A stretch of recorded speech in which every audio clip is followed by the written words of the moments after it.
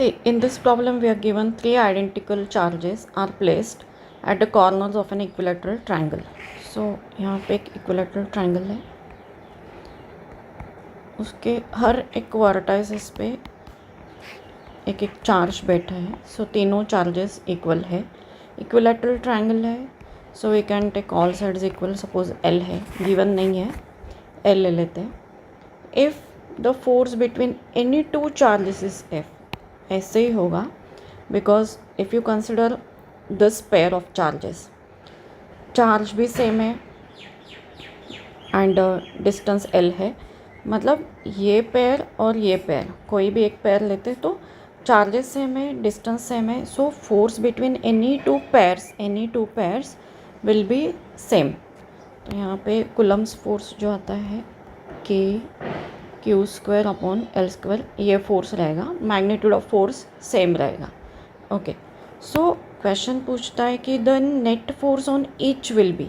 सो यहाँ पे तीनों लेने की ज़रूरत नहीं, कोई भी एक चार्ज ले लिया तो उसके ऊपर का फोर्स, नेट फोर्स कितना आएगा. So of course force is a vector quantity.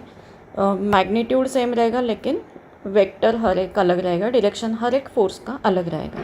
So net force मान लो हम लोग ये ले लेते हैं, ये वाला चार्ज, तो उसके ऊपर फोर्स कैसे रहेगा. ये कुलम्स फोर्स जो है that acts along the line joining the two charges, है ना.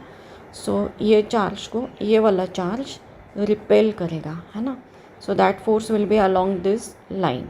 रिपल्सिव फोर्स निकालना है हमें, तो रिपल्सिव फोर्स इसके ऊपर का मान लो ये आता है ना. अलोंग दिस लाइन एग्जैक्टली निकालना है.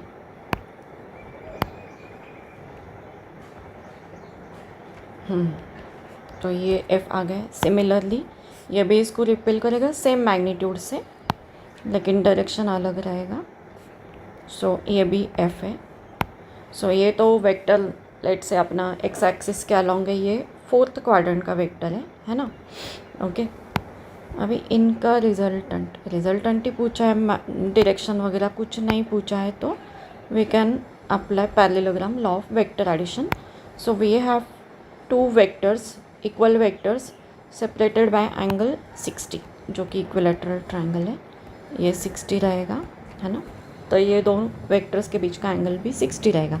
अभी जिन लोगों को याद है पूरा वेक्टर्स का, उनको पता है कि ऐसे अगर है two equal vectors separated by angle 60, तो उनका रिजल्टेंट का मैग्नीट्यूड हमेशा √3f आता है.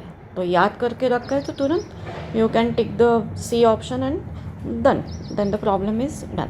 ओके, अदरवाइज आप फॉर्मूला लगा के देख सकते हो कि फॉर्मूला क्या है.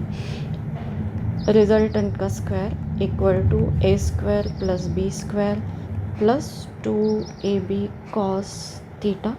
सो law of parallelogram of vectors, like आपके पास ए एंड बी वेक्टर्स है जिनका मैग्नीट्यूड ए एंड बी ले लेंगे. ओके, पैरेललोग्राम में ये सेपरेशन कुछ थीटा है, तो इनका रिजल्टेंट आता है along the diagonal of parallelogram.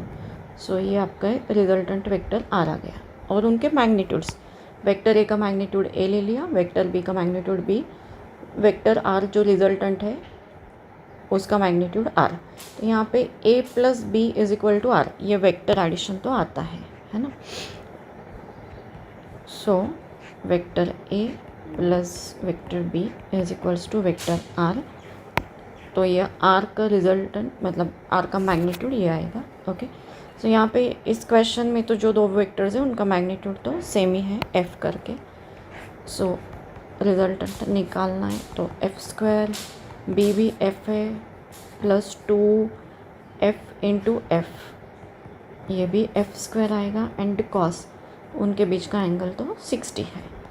So 2f², यहाँ पे भी 2f² × cos 60 का वैल्यू हाफ आता है. ओके, सो = 2f² + f², 3f² आ गया. So we got r² = 3f² implies r = √3f. तो ये तो अपना आंसर आ गया, रिजल्टेंट फोर्स √3f आ गया. ओके, सो इस प्रॉब्लम में राइट ऑप्शन सी है. सो ऐसे अगर सिचुएशन है, कॉन्फ़िगरेशन आपका है कि इक्विलैटरल ट्रायंगल है, तीनों चार्जेस एक एक वर्टेक्स पे है, तो each charge will experience force in this direction. कौन सा डायरेक्शन रहेगा? ये इनके बीच का। तो अलोंग एक्स एक्सिस भी वो रिजल्टेंट 30 एंगल करेगा और अलोंग इसके भी 30 एंगल करेगा, इसके बीच में रहेगा वो, है ना। तो ये पैरेललोग्राम कंप्लीट करके हम लोग वो अंडरस्टैंड कर सकते हैं। सो इधर वेक्टर भी पूछ लेते तो वेक्टर भी निकाल सकते हैं हम लोग, बट खाली मैग्नीट्यूड पूछा था। Okay, all right.